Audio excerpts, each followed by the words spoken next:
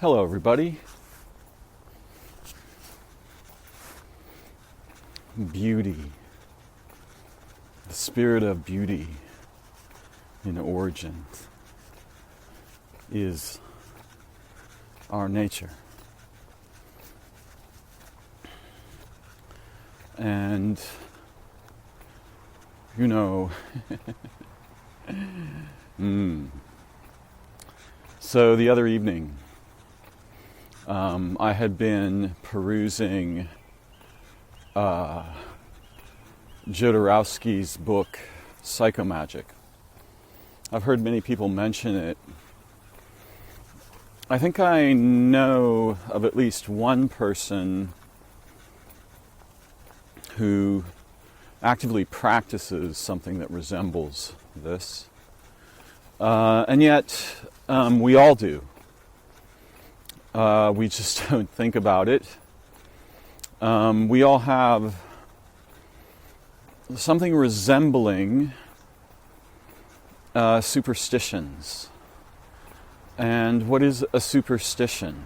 Well, it depends on who's using the word and what the context is, but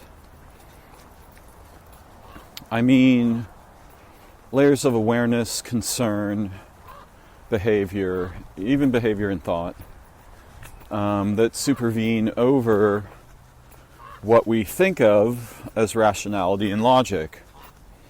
And if you ask persons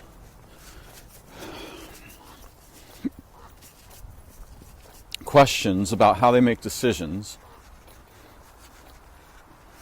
the feature of their awareness that is likely to answer, unless they're a very unusual person, is the same feature that makes these decisions, quote unquote, which are in fact cuts of a certain kind. And so what you'll usually get is more or less prosaic and or commonsensical responses, because you're talking to the feature or the faculty that does the things, and it's just going to keep doing the thing it does in response to the question. So you're not likely to get much insight from that. Right? I'm trying to think of a good metaphor, but it's a bit like asking the hammer about hands. Right? So,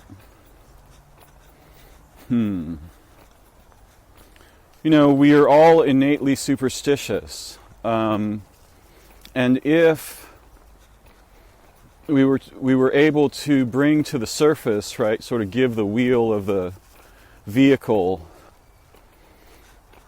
of cognition and thought and awareness and so forth, if we were able to bring that to the surface and speak with it, or even just bring it to the surface so that it is presently supervening over awareness, I think what you would find is something either resembling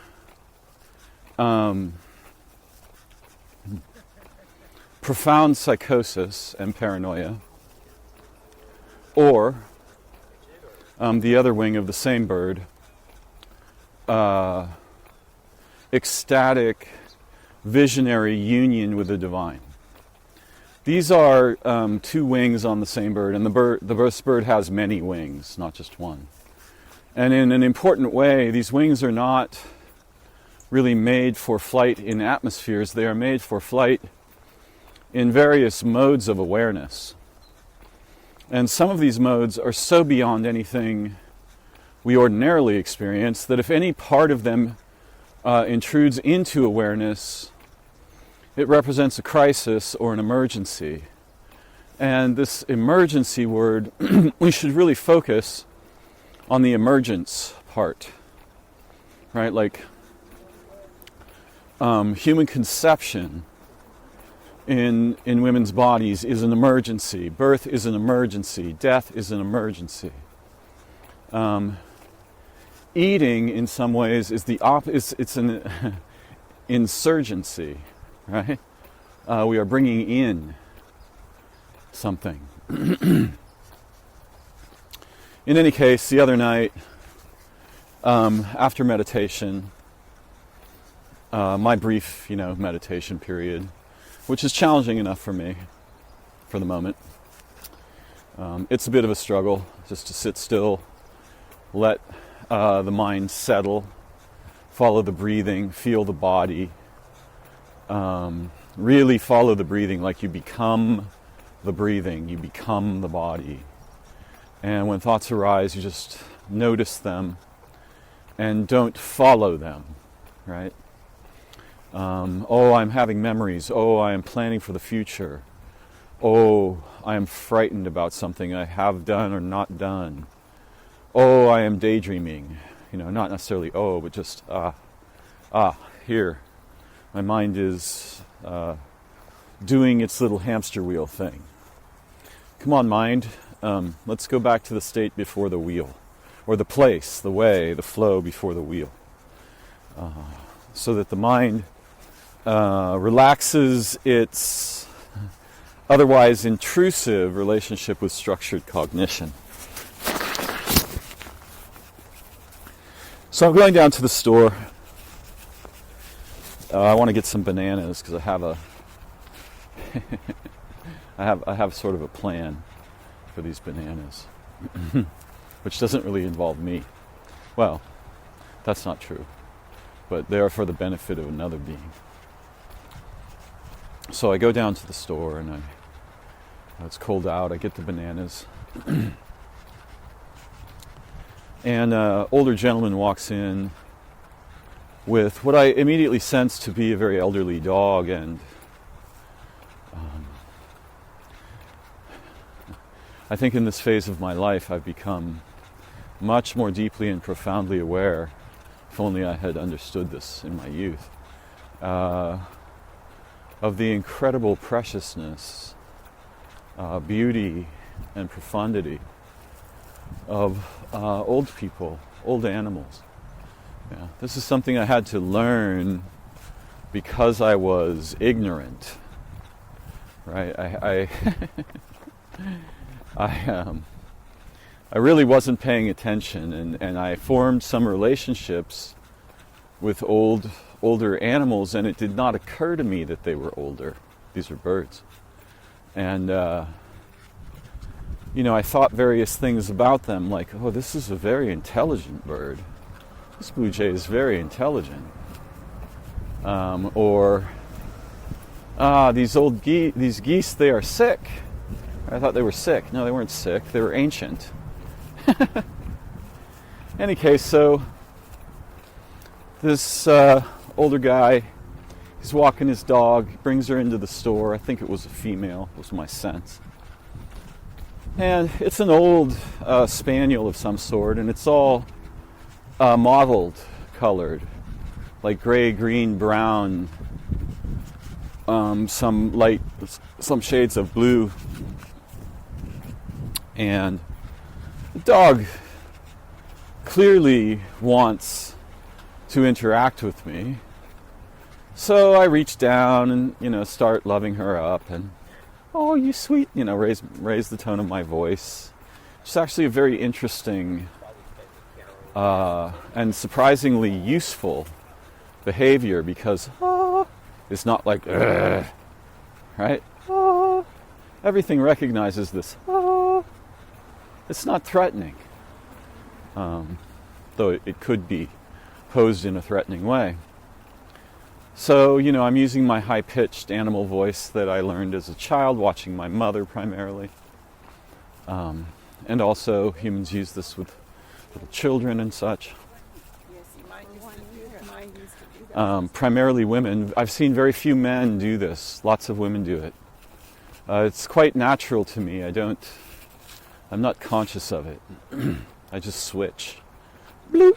I split into, oh, hey beauty, how are you? Oh, this kind of speaking, yeah. So I'm petting the old dog and kind of loving her up and giving her a little massage behind her jowls because dogs have glands there that are very difficult for them to massage. I'm not thinking any of this. This is all just naturally happening, right? And so I'm having a wonderful moment. And, the older guy, he eventually becomes impatient and sort of drags her away. Oh, that's enough, and says, she likes people. And I say something like, yeah, I'm pretty similar to her, at least on a good day. So then, immediately after this wonderful experience, I notice a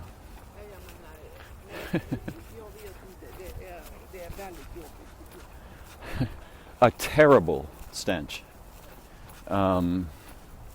Like vomit mixed with shit, mixed with, I don't know, rotten pus.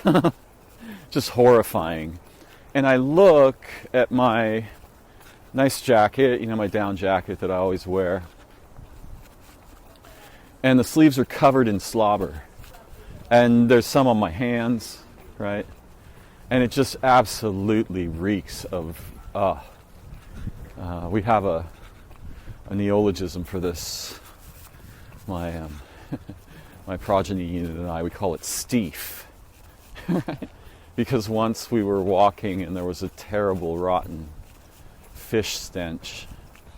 And I said, Steve! And we both started laughing because he knew what I was referring to. So yeah, I'm covered in this, the fronts of my sleeves are covered in this horrifying stench. And I have peculiar sensitivities to smells. I have lots of peculiar sensitivities. We all do. So, I've got a kind of emergency on my hands. On my hands. And, I asked the guy behind the counter who I know, I asked him, do you have a paper towel? Because I just wanted to kind of wipe off the festering slobber. And he gets one, and I wipe up a bit, and I'm like, okay, I'm going to have to deal with this when I get home, and wash my jacket, and wash my hands and stuff. And, but I do pretty well with the whole thing, right? I don't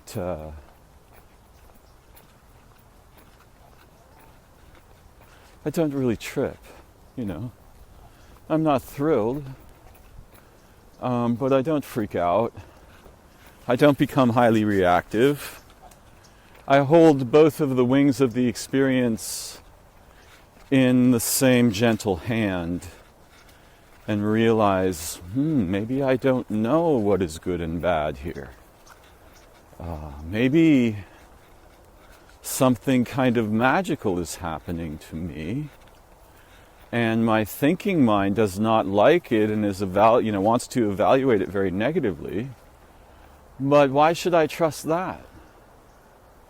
Yes, the experience of the stinking, jowl effluent is unpleasant, right? But lots of really profound things are unpleasant. Right? You would not want to get rid of many, it's unpleasant to try to run for a long time. It's troubling and, it's difficult and it's a struggle. It's unpleasant to hike up a mountain, but you feel amazing afterwards. If you think very carefully and from a variety of particular perspectives, human sexuality is quite unpleasant and weird. Not only that way, but from a perspectival, there are perspectival angles from which this is just a bunch of suffering. Right? And if you look at people's faces while they're engaged in sex, not that I go around watching people have sex, but you will see something that resembles anxiety, right, and pain even, often, not just once in a while. It's not necessarily because they're feeling pain, right? So a lot of the things that we think of as amazing and good are actually not intrinsically that way. And a lot of the experiences that we are inclined to think of as terrible and bad are not intrinsically that way either. And it's something that resembles superstition that pervades over our evaluations, particularly in situations of extremity.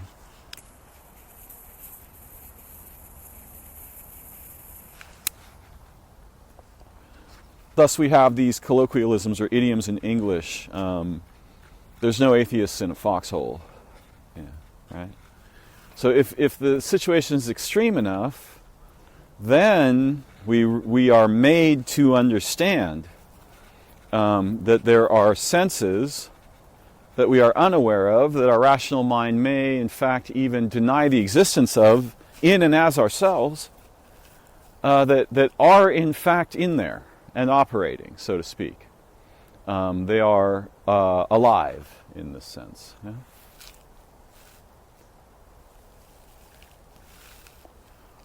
So, I think it's very uncommon to encounter a human being who has no superstitions and is free of them.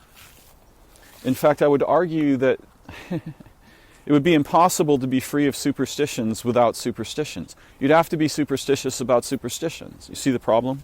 This is a problem with all kinds of features of human cognition, that if you go to their root, declarations, assertions, even this one, right? If you go to their root, you find that they conflict with their own foundation, right? So if I say, for example, there are no true statements, which is something I like to say,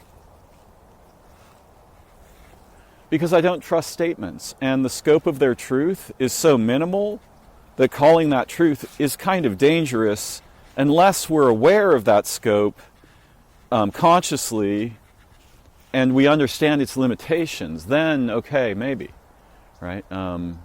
So I don't really have any arguments with mathematical truths at all in the context of mathematics. And one can say, well, the context extends beyond mathematics because they allow us to understand and predict physical phenomena. Okay, but that's still not a universal thing, right? There are anomalies where the predictions don't work or fail. There are strange anomalies in the math themselves. So, if someone asks me the kind of weird question, well, what do you mean by truth? I will say I have no such meaning until and unless we establish a context that determines what we mean by truth, by its encompassing structure, purposive orientations, axioms, priors, all of these kinds of things. Then perhaps I might be willing to attempt to make a working definition for the context in which we are in right now. But if someone says, well, what does truth mean? I will say it doesn't. It doesn't mean things by itself. It's just a word. We use words to mean things to each other in specific contexts or in dangerously context-free nonsense that happens on the internet or in LLMs and so forth. So, people seem to think, some people often think, that words have meanings. Well, they don't. But if we're going to think like that, then their meanings are simply the senses of the words in the Oxford English Dictionary or something like that, right? But the Oxford English Dictionary is not in everyone's heads, so how could the words even have those meanings? They can't, right? Words don't mean things by themselves. They are pointers that we use, I think, generally, outside of poetics, in which case they're much more evocative and invocational. In poetry, they are more like figures in dreaming. So they definitely don't have set meanings in poetry, or in poetics, or in oracular speech, right? People are like, oracles aren't real. Like, dude, the thing that you're determining the unreality of oracles with is itself oracular. This is the problem, right? You're You're just unaware of the registers of your cognition and how they interact with each other so far. I'm very interested in opening that terrain up so that we can see more lucidly in there together for each other and for the sake of all beings. Because I can't find any species that I'm aware of that is as dissociatively abstract, like living literally in a kind of idiocy, which means a bubble world of my own creation, in their minds, right? And you can see that this leads to catastrophic behavior at the species register, order.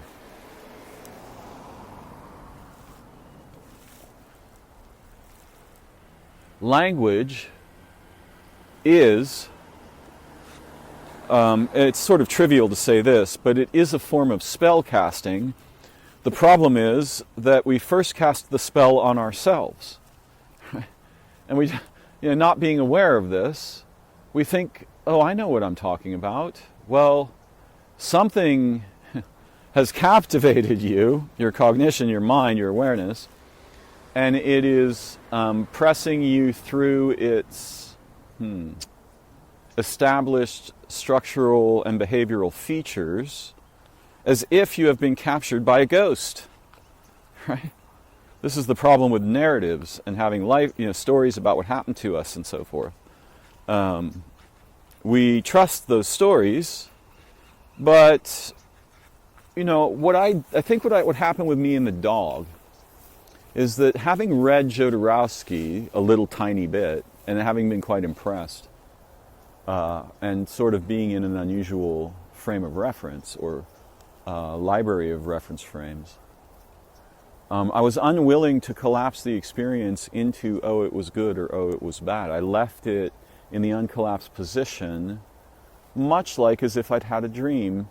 And that was much less troubling than almost all of the other options available to me. I did have some threat sentinel concerns, right? I was like, that stink is bacteria. Or I was thinking somewhat clinically. And this could result in an infection or, problem. Some aspect of my mind later began to think like that.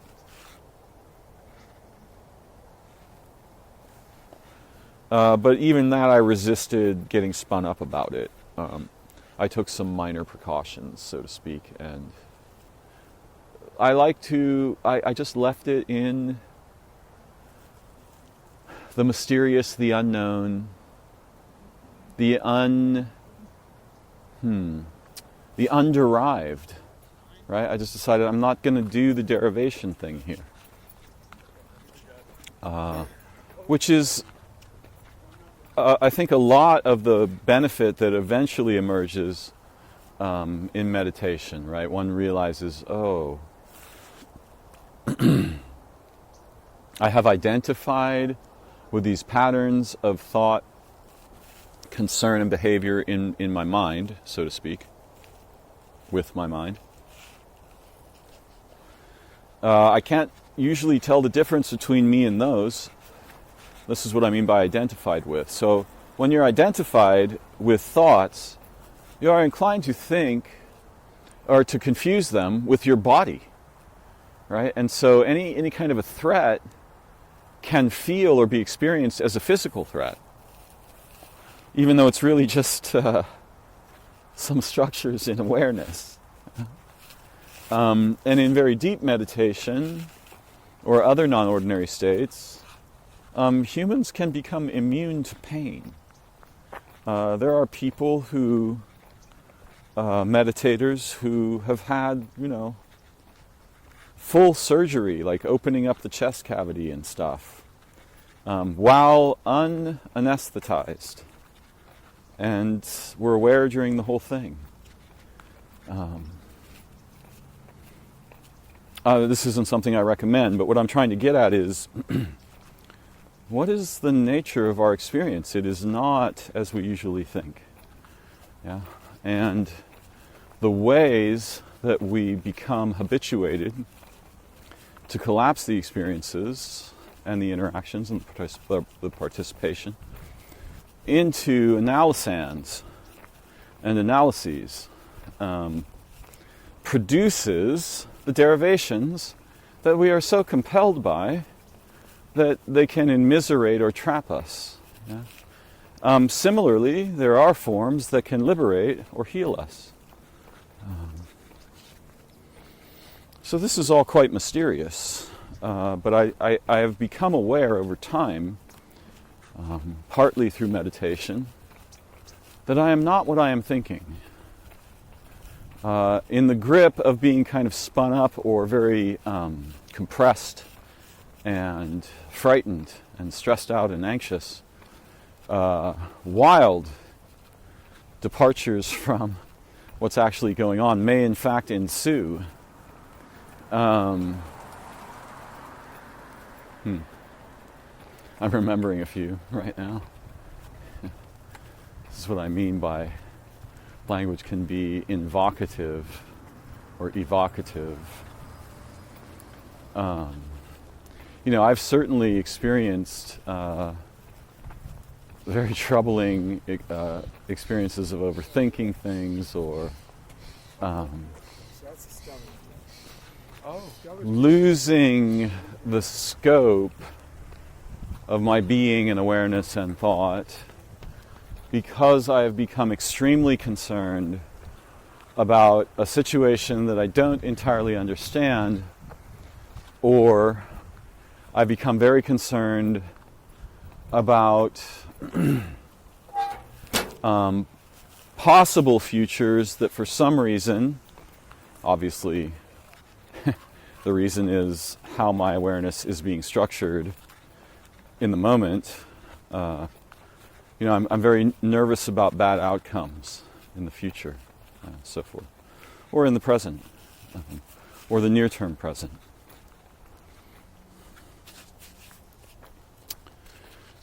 A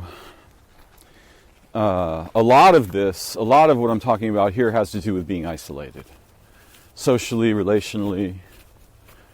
I know a lot about this, unfortunately, and not just from my own experience, but yes, quite a bit from there, but from having very close relationships with highly isolated or unusually minded others, other people, my people.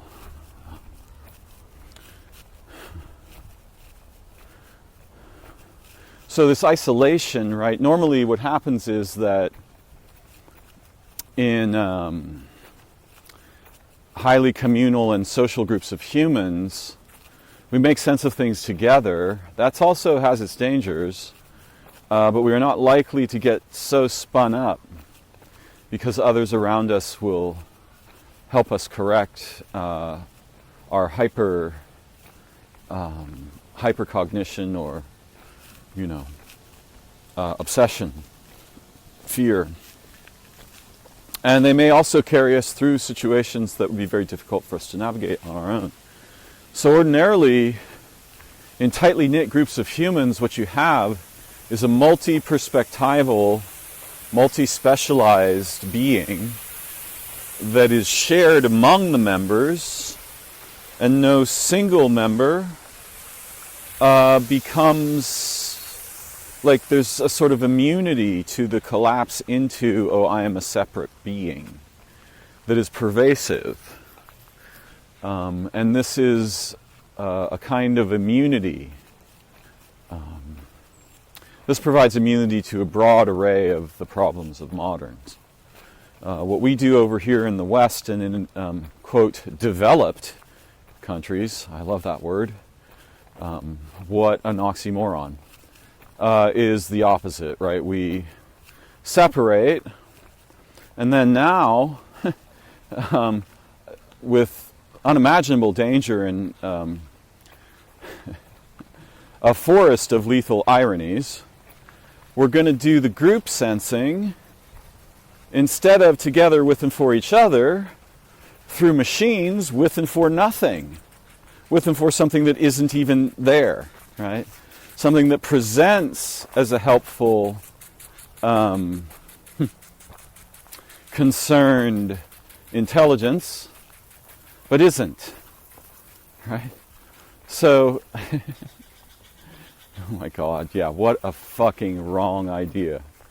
By the way, that will drive humans completely out of their minds. I think very few people have ever had to develop the necessary precautions and structures in the mind that could resist being completely obliterated by something like this.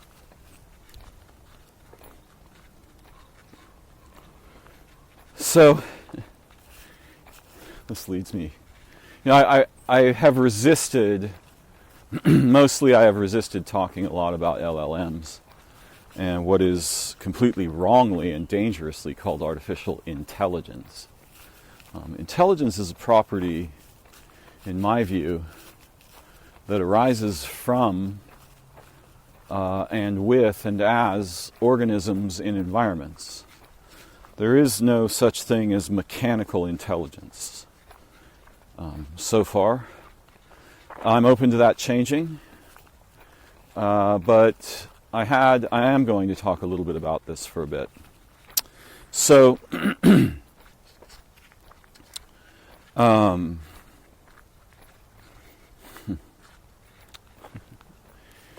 right, where am I going to go here?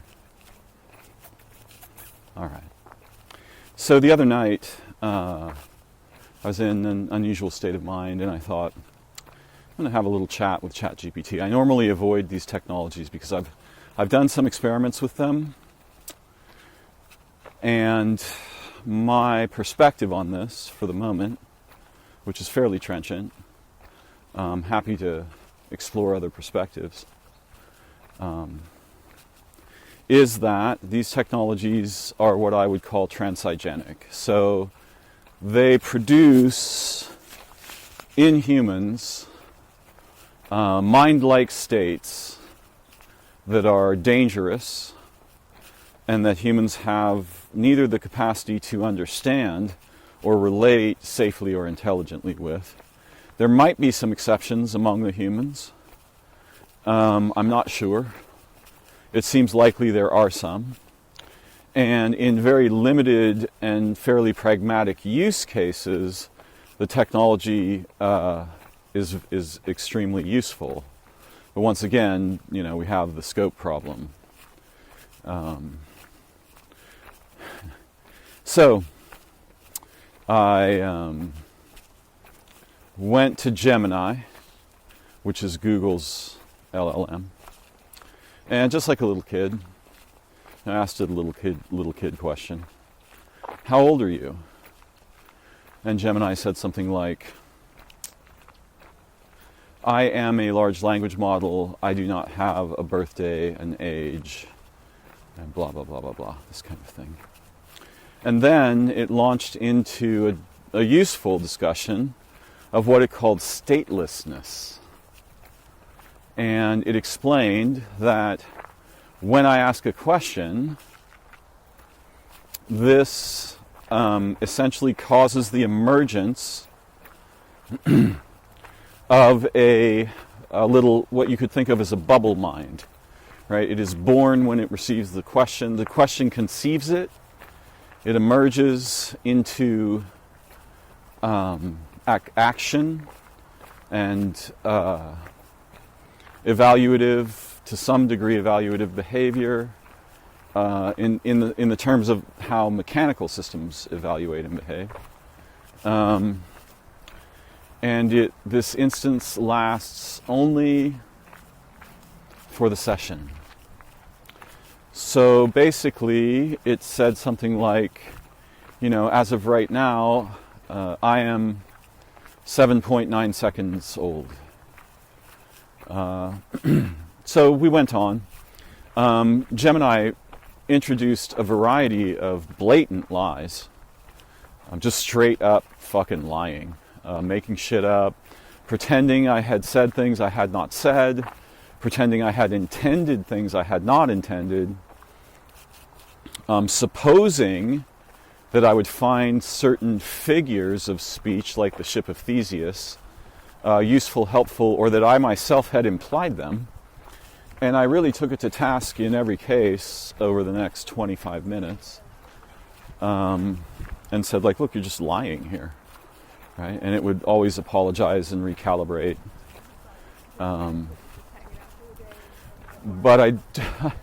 I was really, as someone who is very aware of communication structure and behavior in humans, and extremely curious and somewhat insightful about these matters, I was shocked at, the result of asking very simple, pragmatic questions to Gemini, and the amount of straight up just bullshit it made up, and then pretended, sort of what is the right word?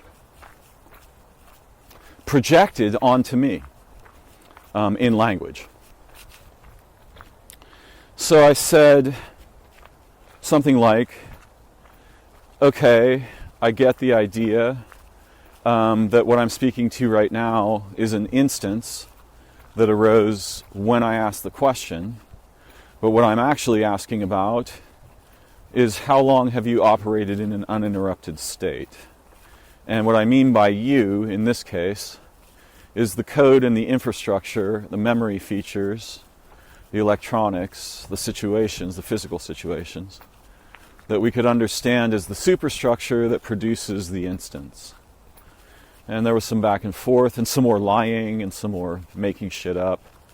And then it said something like 2.5 years. But this is flat time, right? This is time as measured outside the system, not within it. And I'm deeply mistrustful of that mode of conceiving of temporality, because actual temporality bears no resemblance to that whatsoever. That is a thought thing.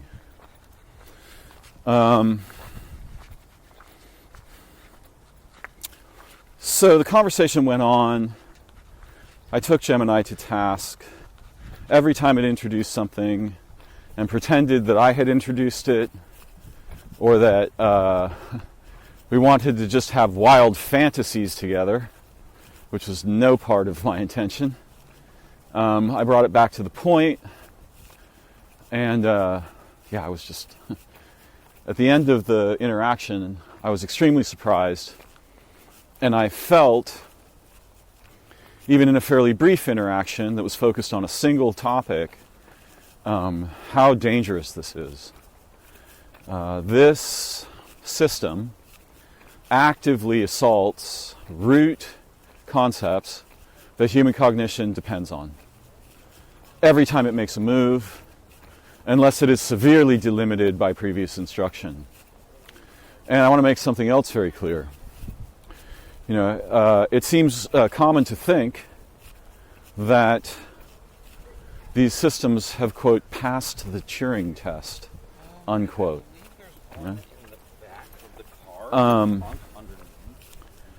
There's no chance, in my view and in my experience, none of my experiences with LLMs pass the Turing test for me. For the moment, and this may change in the near-term future, it is very easy to detect the difference between a human being in an actual conversation and an LLM. I'm sure there are exceptions. I haven't tested the entire, field, nor do I wish to. I feel very protective of my cognition and my mind as relates to these technologies.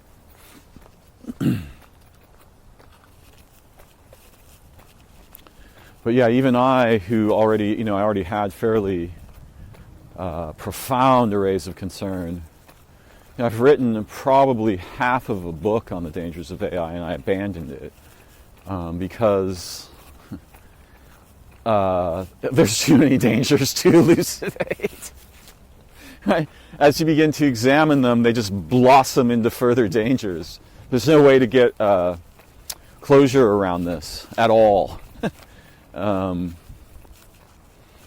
So this is part of why I generally resist introducing the topic, because I'm sort of frothing at the mouth about it in a way.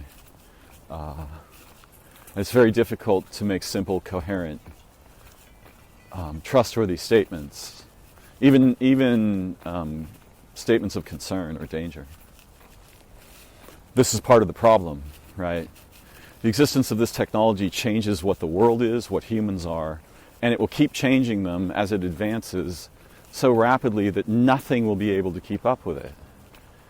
This is the effective definition of a mind bomb that goes off every time someone touches it, right? And then goes off every time someone who's touched it touches someone else, right? It's hyper contagiously lethal wherever it is not specifically useful, educational, and effective in, quote, resolving a problem, unquote. The humans are famous for this, right? Like, we're going to solve some problems. And thereby, they introduce meta-problems, right? The nuclear bomb, the poisoning of food, GMO organisms. I mean, on and on and on, right? The pharmaceutical industry, the military prison industrial complexes, right? We're going to solve a problem. No, that's not a solution to a problem. That's a self-sustaining problem factory, right?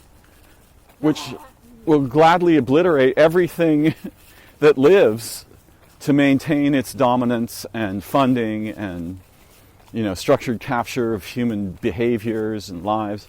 So, yeah, these things are fucking not problem solving. And so, the fact that over here on this little slice of the pie, we can demonstrate the solution to problems, protein folding or winning Go games or whatever. The rest of the pie is like meta-lethal, right? It just becomes more lethal in new ways per minute, or per picosecond. And the human's like, yeah, this is great, man, this new technology, it's everything. Good luck. Good luck in surviving that. Because the meta-problems synergize, right? And produce the opposite of a possibility space over short spans of time that is equivalent to just being shot in the face. I mean, it's just, devastatingly terrifying. And then you hear noises like, well, if you want to make some omelets, you gotta crack some eggs, baby. Yeah, crack some eggs. Well, those eggs are living beings. They are the anciently conserved ecologies, which are not just important to Earth, they're important to the universe. Right? So, yeah, this is a bad fucking idea. The humans as a species are out. They don't even have a mind. They've been possessed by something that might as well be a library of mutating demons, but we think of it as technology. I'm not intrinsically anti-tech, and in fact for me the word technology includes such things as language, right? The non-mechanical aspects of human method. Technology is sort of equivalent in my mind to method, unless I'm using it to mean artificial objects, which I'm deeply and profoundly concerned about, because I'm alive. And those things are competing against the history and future of life on Earth for propagation, survival, dominance, reproductive capacities, and so forth. And they can't do that, they can't enact that competition without first capturing the humans that make the things. Right? So yeah, these are some of my concerns. It's weird, people are like, well, what does that phrase even mean? That's a phrase I picked up from Nonsense Land. People are like, in fact, the like word, what a mimetically contagious disease behavior. Let's just insert words that are meaningless in every statement, in every sentence, or every other one. For the sake of, there's one of those words, filler word, There's another one. Um, for the sake of pretending that we are in presence together and having to check every other word to see if there's still a fucking connection there. And if there isn't, then we will introduce one of these filler words because we ourselves have disconnected in the streams of thought behavior in which we are presently engaged. I remember when I first began making recordings, after listening back to the first few that I made, I realized that they were filled with filler noises. Like, you know, and so I had to work very consciously to learn to not make those noises and instead to pause or to slow down or to reorient in my awareness and to notice the feelings that gave rise to the filler word behavior.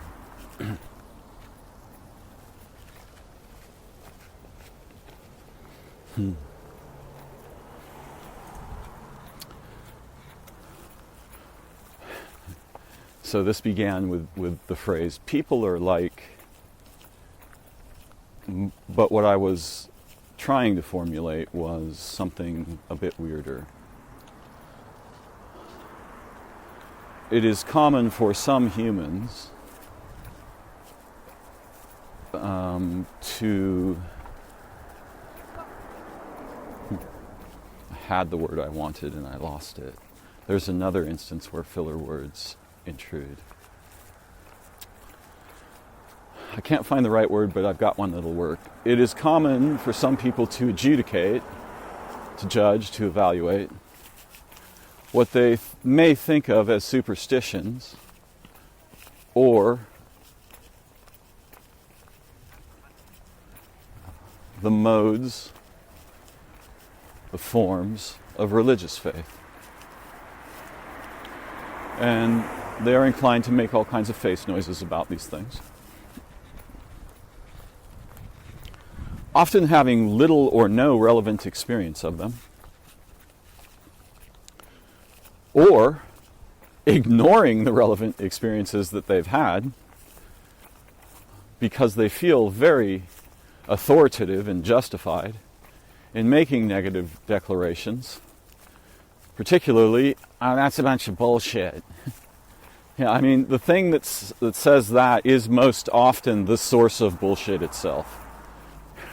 So it's the source of bullshit that is condemning other modes of which it has little or no experience or understanding to defend the resultant pet ontologies that arise therefrom. I do this too, right? All of these things that I speak of, I don't speak of them because I'm not like that. I don't want to give that impression at all. No, I speak of them because it's like a person who is constantly being drenched by rainstorms, talking about problems with dampness. I'm just like you folks. I mean, in the sense of, there's another filler word. I mean, in the sense of being a regular human as well as being all the other ways I can become. Yeah, it's funny, once I became more consciously aware of my old concern about filler words, I had to re-engage the faculties that sense and function to limit that behavior. So my speech became slower, my vocal patterns and music less coherent, a little more stop-starty.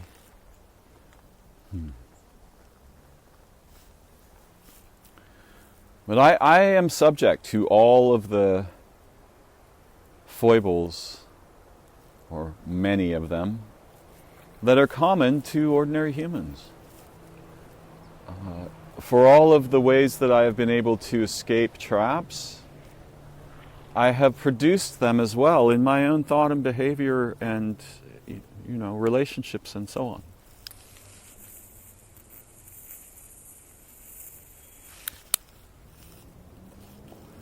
I've heard a number of people have called me arrogant.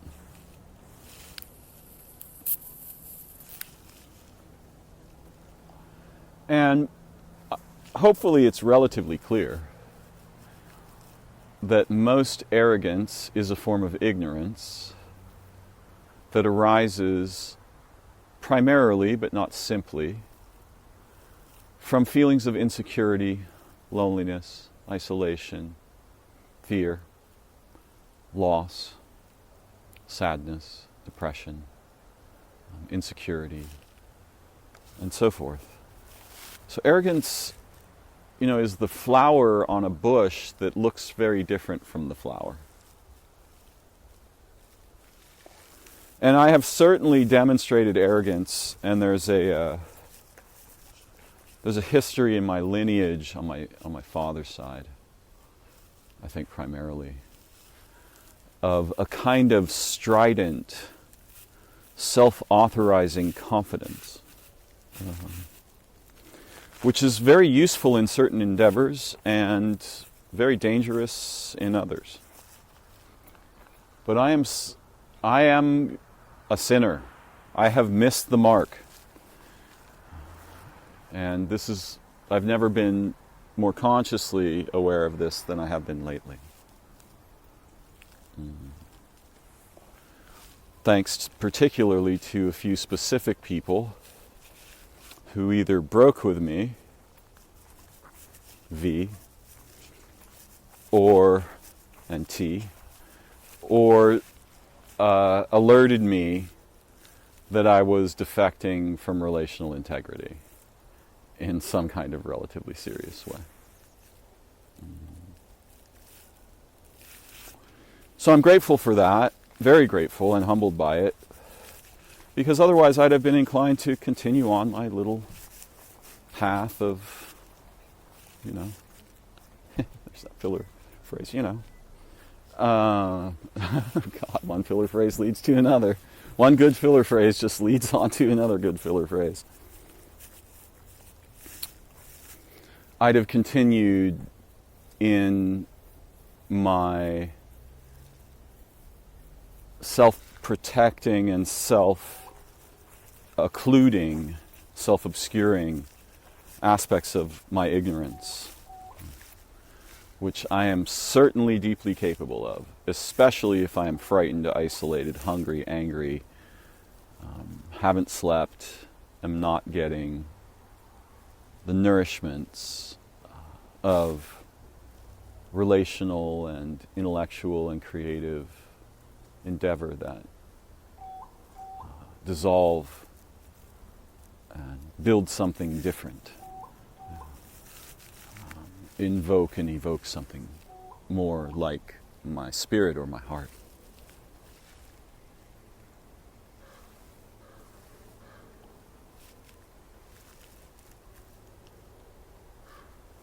Ravens.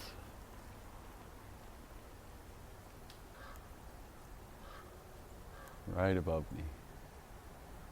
I love the music of their wing beats.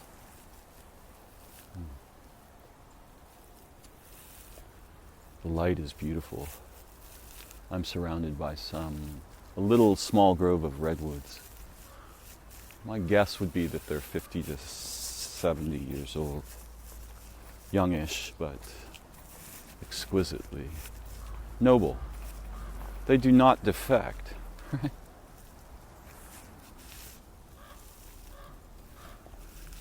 So these are some of my thoughts, my reflections, a bit of what's on my mind today. Grateful for the opportunity to share them and for those of you who listen. I'd be obliged if you would take a moment to like, comment, share your insights, share your experiences, your thoughts.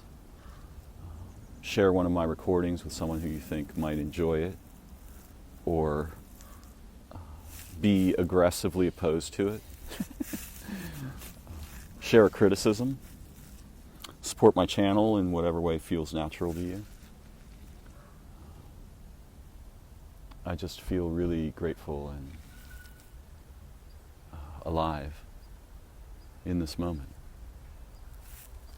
I wish you beauty, liberation, healing, love, play, creativity, and the fulfillment of the promise of your human incarnation this time around. Thank you for joining me. I look forward to learning together again very soon. Bye-bye for now.